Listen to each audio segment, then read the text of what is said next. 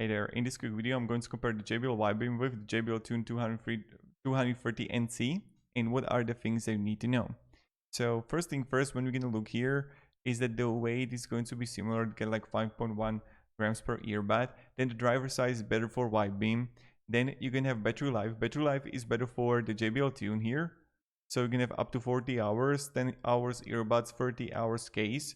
Now when we look here on a quick charge, the quick charge is better on the other hand with the JBL Wide-Beam.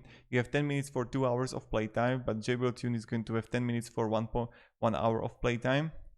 Noise cancelling you're going to have with the JBL Tune 250NC TWS. That's something that you don't have with JBL Wide-Beam. Then the water resistance, they are both water resistant. Then you're going to have the voice assistant integration. So that's something that you have with the both voice aware and voice assistant compatible. Then the additional features, this is better for the JBL Tune 230NC, where you can have 4 mics for calls, JBL Pure Bass Sound, JBL Headphones app compatible.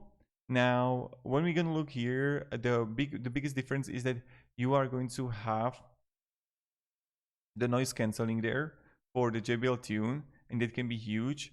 And also the build is different and you're gonna have more additional features. But if you don't need, like, okay, I'm going to be honest, if you don't need so many hours and if you don't need noise cancellation, you can go for the JBL Wide-Beam and you're not going to make a mistake. But possibly the sound quality is just going to be worse with the Wide-Beam.